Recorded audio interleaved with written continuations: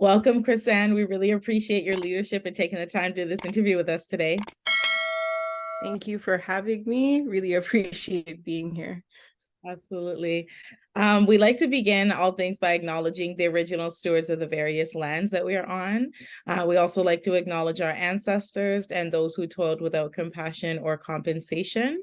We acknowledge all the elders and community stewards whose shoulders we continue to stand on as we build and share together for a collective liberation and sovereignty.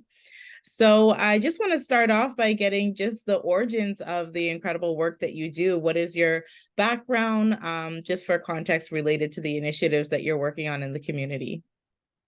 So, where to start? I think over the course of my professional history, I've had my hand in a number of things. But what I could say that I've settled on is kind of project managing, but I would more say in the realm of really developing curriculums or programs, ideation. Love that. It's so interesting. Just bringing things to life. So whether it be kind of a project for a small business or a project for nonprofits like DLF that I'm working for, these things really give me a lot of energy. And I would say editing. I love writing, editing. So a lot of the time, you'll catch me in my free time really honing in on either reports or different kind of documents that small businesses and individuals and researchers want me to create. So I have my hand in multiple things, and I love writing poetry. So Okay, that's good. That's a good fun fact. Can you share with us a little bit about your personal mission and vision? So in terms of my personal vision, mission and vision is one, to build great relationships. Relationships I feel like are very important on a personal and professional level. And I think that they should be genuine, mutually beneficial. So that's one of them. Two is doing good work.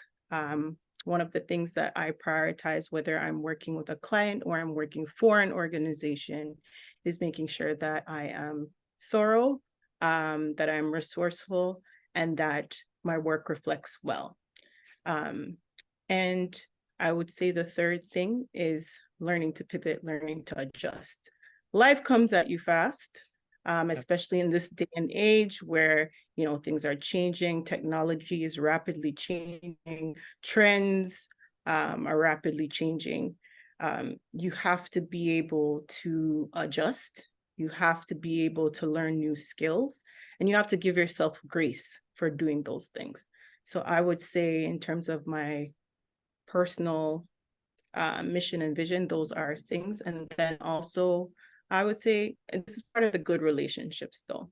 One of the things that I used to do a lot, I still do it, just for referrals, though, is career strategy. So supporting people in making those pivots. So if you want to throw those, the first and the last one together, supporting people in making those pivots in their life is very, very important to me. It's a very stressful time for a lot of people, especially if you've been used to, you know, one way of doing things, and now you have to adapt. The same way I've kind of fostered that is I enjoy supporting people doing that pivot as well. Absolutely, that's great. So how important is innovation in the work that you do?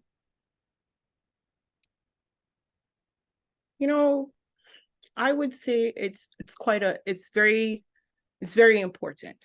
And the reason why is, especially on, I would say, the editing side, for instance, there's a lot of AI, right? And so a lot of writers or editors feel threatened in terms of the amount of work that AI can do, but AI can't do everything, right?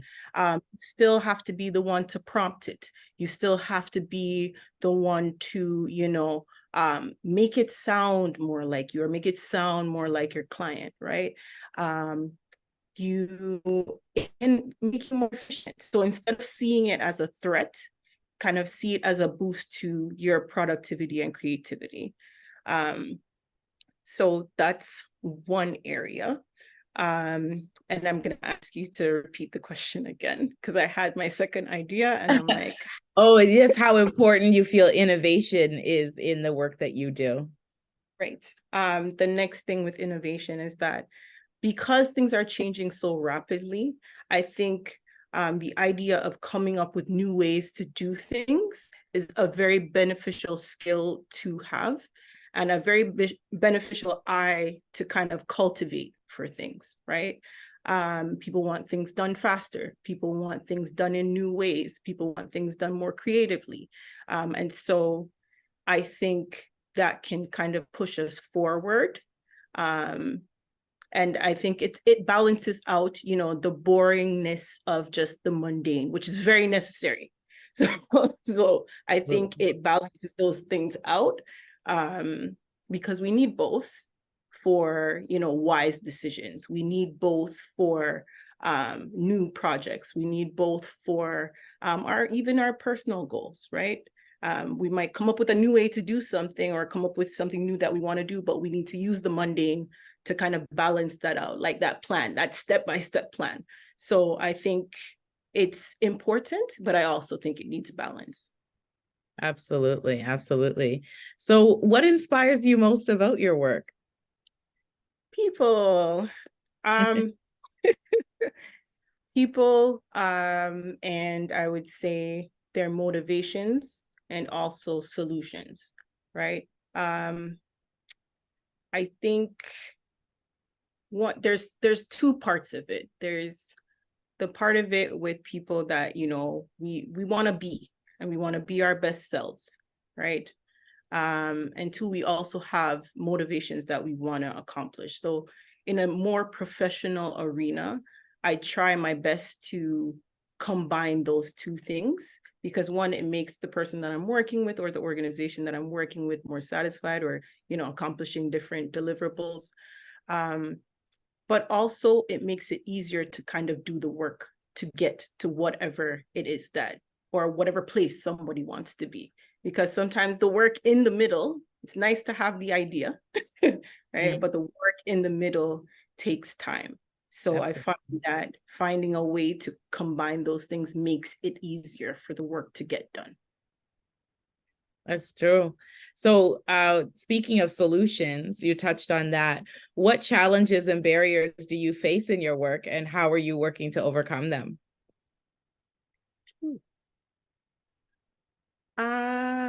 The challenge is sometimes people are reactive, right?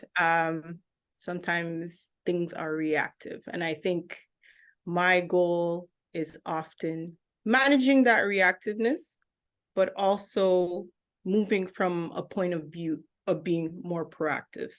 Um, we often don't see the benefits of being proactive because it's actually doing its work, right?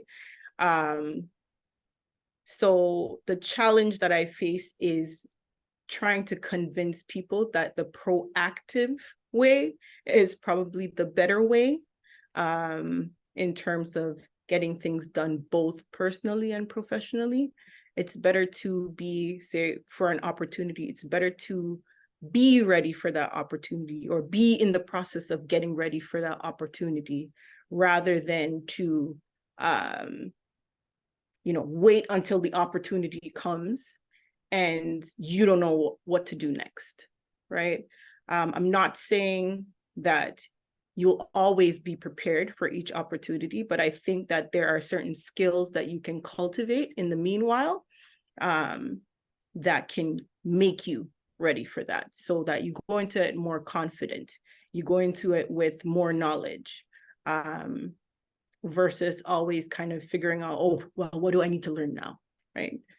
Um, yeah. Yeah, that makes a lot of sense. So, do you have a key set of priorities that you're working on right now? Yes. In terms of my personal or professional, which one? Yeah, just your professional initiatives, whether it's in your business or what you do at work. I think my biggest priority right now is making sure, and going back to my personal mission and vision, right? making sure that I'm supporting either the organizations or the clients that I need to in the right way. So, what are the actual things that need accomplishing? What are and kind of the different plans that I need to get there. So it's a couple different things. So whether it's work with DLF or personally with different clients, as I mentioned, researchers, professors before, or there's also personal clients, right? So making sure I'm supporting them in that way. Okay. So how do you feel about the future of social innovation and philanthropy in Canada? I am hopeful. I'm hopeful. And the reason why I say that is a large part of the success of organizations, and I would say social organizations or organizations that are, have a main goal of supporting or moving other different groups or priorities in progress. I would say that as long as larger organizations kind of, I'm having a trouble getting my words. I'm not sure if we can redo this part. Yeah, absolutely. They can cut and edit.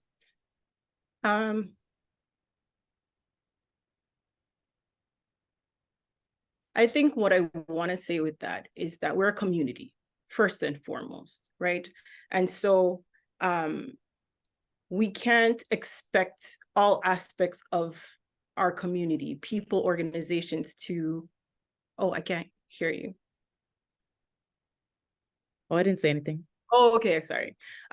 We can't expect all people or organizations to pull themselves up by the bootstraps. That's not how they work, right? The same way we have, a child in their development, right?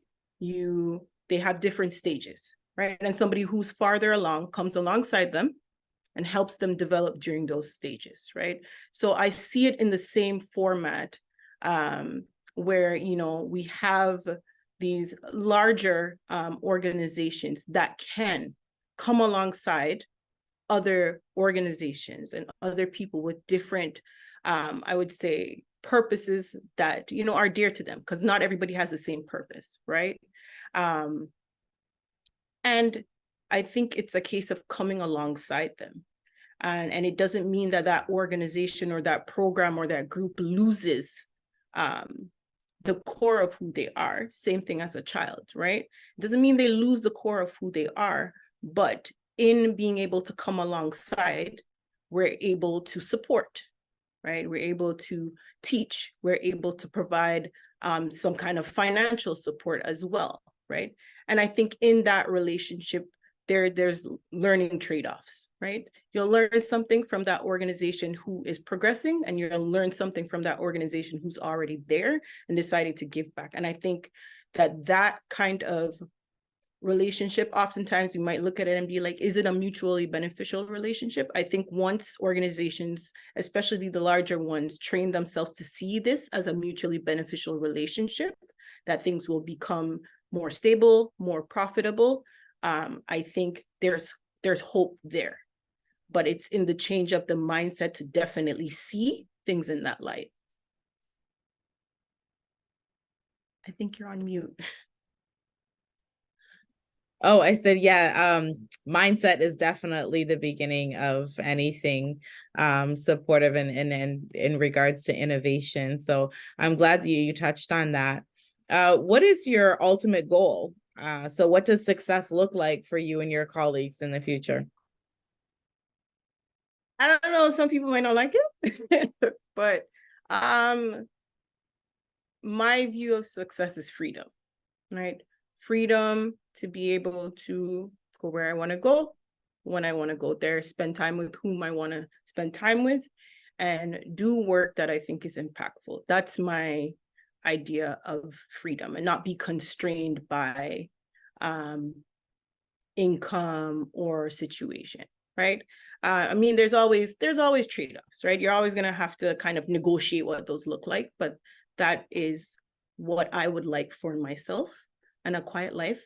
But I also want that for other people as well.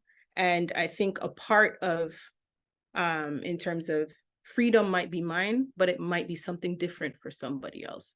So what I found even in, say, some of my career strategy consultations is that, everybody has different motivations. And so my goal is to kind of support those who I love dearly, those who I work with, to accomplish whatever it is that their motivation is. Absolutely. So now that you've touched a little bit on what you're looking for in the future, which we should all agree with freedom for sure. Do you have any other closing thoughts or calls to action for our community? I would say invest in creating good partnerships, right? A part of growth is coming together, being mentored, mentoring.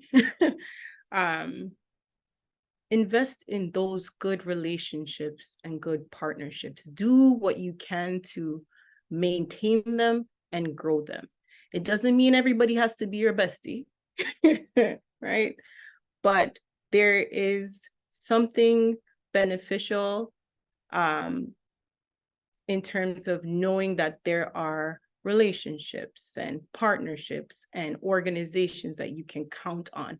So I would say that that is something, again, I'm very passionate about, but that would be my final thought. And that's how we'll grow, both individually and together. That's great. I think it's so true. So I really appreciate your leadership. And like I said, taking the time to do this interview. Really appreciate you sharing your thoughts. And we'll be able to have you back in the future to talk again.